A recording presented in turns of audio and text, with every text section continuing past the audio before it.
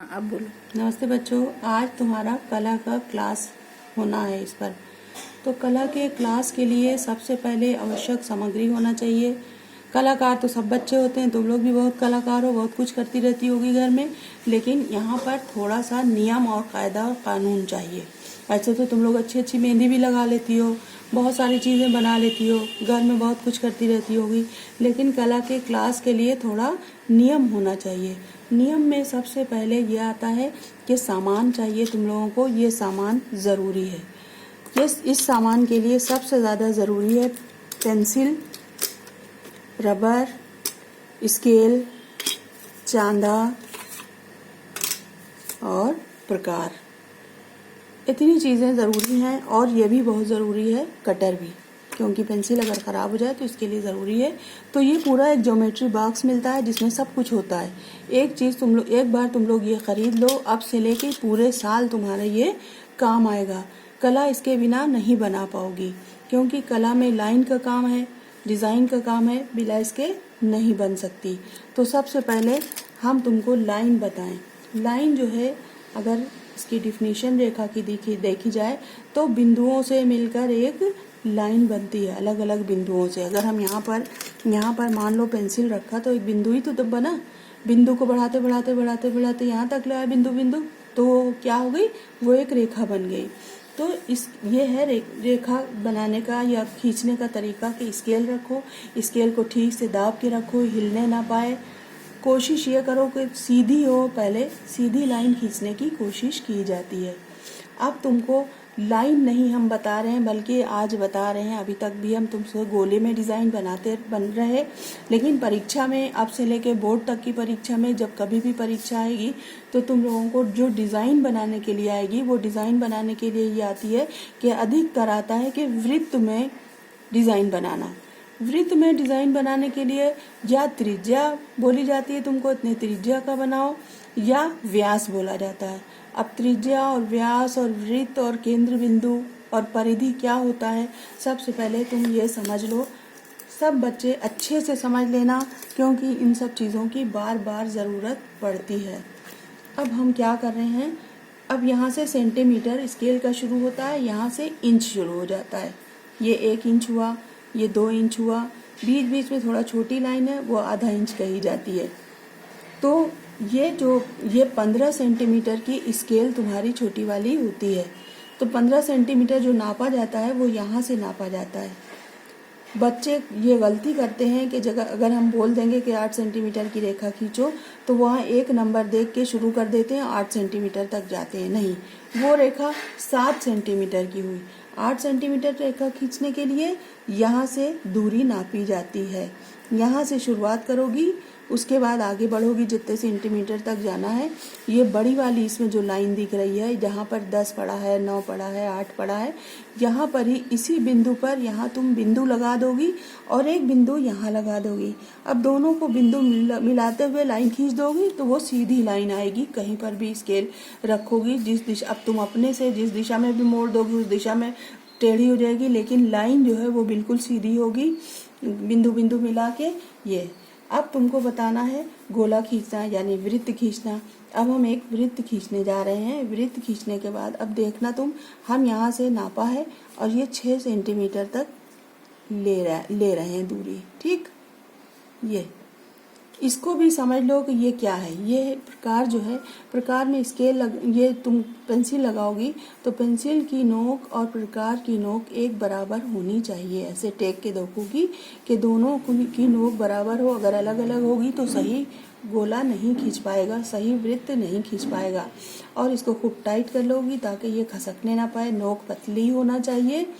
और इसके बाद अब तुम दूरी ले रही हो। अब हम ये 6 सेंटीमीटर की दूरी लेके एक गोला खींच रहे हैं। 6 सेंटीमीटर हल्के हल्के आगे पीछे करोगी तो ये नाप आ जाएगी। ठीक, ये यहाँ देखो, यहाँ से हमने ये लंबी वाली लाइन पे एक नोक रखा और दूसरी नोक हमने इसकी 6 की लंबी वाली लाइन पे रखा। यानी ये इसके बीच की जो 5-5 की दूरी, 5-5 लाइनें हैं, इन लाइनों के बीच को सूत कहते हैं। ठीक, उस 5 सूत है। 5 सूत को मिलाओगी तो आधा सेंटीमीटर बनेगा, 10 सूत को मिलाओगी तो 1 सेंटीमीटर बनेगा। तो ये हमने 6 सेंटीमीटर कहाँ से नापा है, यहाँ से लेके यहाँ तक 6 सेंटीमीटर हुआ। 6 सेंटीमीटर की दूरी हमने प्रकार से ले लिया।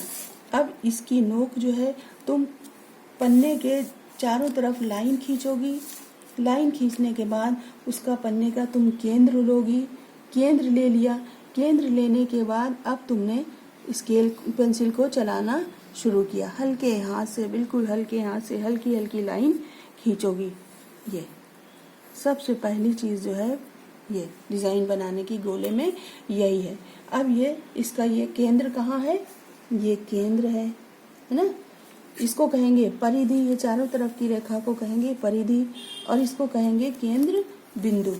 अब केंद्र बिंदु से यहाँ तक की दूरी कितनी हुई, 6 सेंटीमीटर। हमने 6 सेंटीमीटर कहा था ना कि 6 सेंटीमीटर का बनाना है, तो यहाँ तक की दूरी ये हुई 6 सेंटीमीटर। ये दूरी जो है यहाँ से केंद्र से परिधि को छूने वाली लाइन जो है ये है त्रिज्या। केंद्र से लेकर एक तरफ परिधि को जब लाइन छुएगी तो उसको कहते हैं त्रिज्या। और अगर यही लाइन केंद्र को मिलाते हुए दोनों तरफ छुएगी, यानी यहाँ से लेके केंद्र को छुएगी, फिर केंद्र से यहाँ तक जाएगी, तो इसको क्या कहेंगे, इसको कहेंगे व्यास। अच्छे से समझ लो, क्योंकि सबसे पहली चीज़ होती है कोई डिज़ाइन बनाने के लिए जब आती है तो सबसे पहले तुमको एक गोला या वृत्त या सर्किल बनाना होता है, ये ज़रूरी है। तो इसके लिए इस बात को अच्छे से समझ लो। अब हमने क्या किया है, ये कितने सेंटीमीटर का बनाया है, 12 सेंटीमीटर का। तो अगर मान लो कि तुमसे ये कहा जाए, हम तुमसे ये बोलें कि 6 सेंटीमीटर त्रिज्या का एक वृत्त बनाओ या 6 सेंटीमीटर त्रिज्या का एक गोला बनाओ, तो तुम क्या करोगी, यहाँ से लेके यहाँ तक 6 की दूरी लोगी, 6 सेंटीमीटर की दूरी लोगी। उसके बाद पन्ने के बीचों बीच में तुम इसकी प्रकार की नोक रखोगी और गोला खींचोगी, तो यहाँ से लेके यहाँ तक की दूरी 6 सेंटीमीटर हो गई। अब अगर मान लो इसी बात को हम दूसरी तरह से कहें, तो दूसरी तरह से हम कहेंगे 12 सेंटीमीटर व्यास का एक वृत्त बनाओ। तो 6 ये और 6 ये, 6 और 6 12। तो यहाँ से लेके यहाँ तक की दूरी क्या हुई, 12 सेंटीमीटर।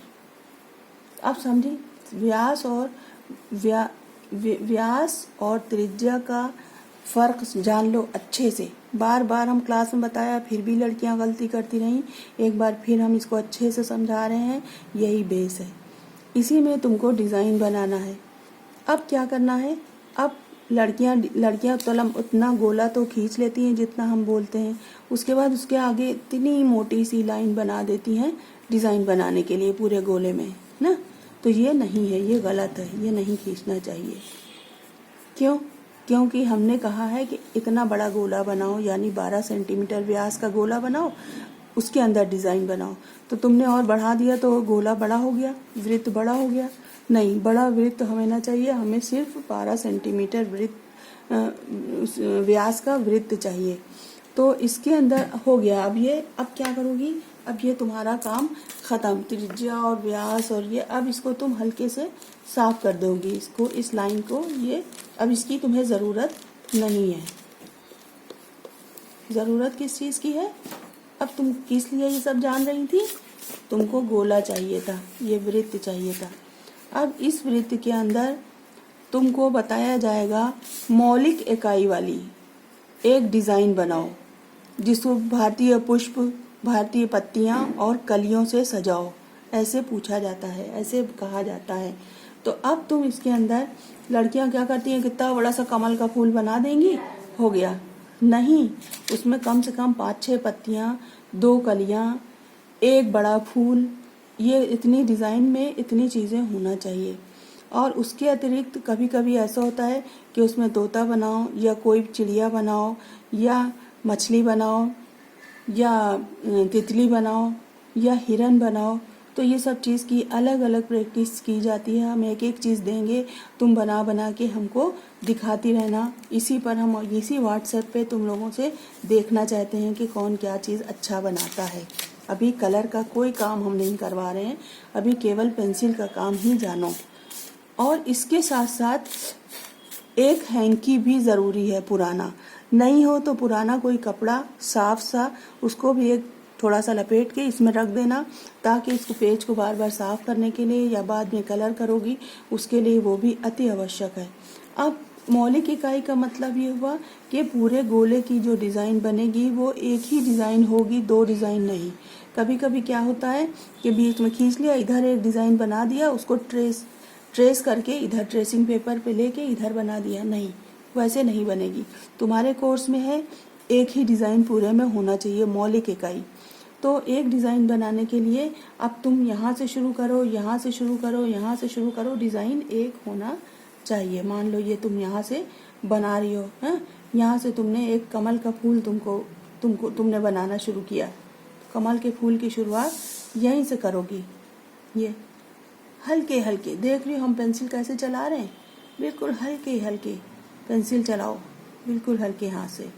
ये ऐसे पेंसिल चला के कमल का एक फूल तुम बना लोगी। कमल का फूल तुमने कई तरह का प्रैक्टिस किया है, हमसे ज़्यादा तुम जानती हो कि कमल का फूल कैसे बनता है। तो कमल का फूल थोड़ा बना लिया, उसके बाद कमल की पत्तियां भी तुम जानती हो अलग अलग तरह से बनती है। जब पानी पे तुम कहीं देखोगी तो तुमको यूं पत्तियां मिलेंगी कमल की, ठीक, यही होती है ना, कमल की पत्ती इसी तरह बनती है। लेकिन कमल की डिज़ाइन को सिखाने के लिए तरह तरह की पत्तियां बनाई जाती हैं। जैसे ये है, एक पत्ती यूं बनती है ना, इसी को ऐसे कर दोगी, ये इस तरह से। और इसके अलावा भी बहुत सारी चीज़ों को भरने के लिए, मान लो ये यहाँ यूं बना दिया, यहाँ से थोड़ा कली निकाल दिया, तो इस तरह से ये डिज़ाइन ऐसे भरती चली जाती है। मेहंदी में भी तुम लोग इस तरह की डिज़ाइन बनाती हो। इस तरह से मौलिक इकाई वाली चाहे तुम इस तरह से शुरुआत करो। ये तो हमने तुमको सिर्फ उदाहरण दिया है, डिज़ाइन पूरी होना चाहिए। इसको खींचते खींचते तुम यहाँ से निकालोगी, कुछ पत्तियाँ यहाँ बनाओगी, कुछ यहाँ बनाओगी, है कुछ फिर इधर की तरफ भी कमी है तो इसको भी ले जाओगी। ऐसे कर करके पूरी डिज़ाइन पूरे गोले में बना लोगी। पेंसिल से, हल्की पेंसिल से हमने तो थोड़ा फिर भी गाड़ी चला दिया, तुम इससे भी हल्की पेंसिल चलाओगी। और पेंसिल चलाने के बाद फिर उसको ऐसे ही हल्का रहने देना, उसके अंदर शेड मत देना। बिना शेड दिया हुआ लिख के रखो। अब 8 सेंटीमीटर त्रिज्या का एक गोला बनाओ और उसके अंदर कमल के फूल, 8 पत्ती और 2 कलियों से डिज़ाइन बनाकर दिखाओ। सब हम ऑनलाइन तुम्हारा व्हाट्सएप पे सारी डिज़ाइनें देखेंगे।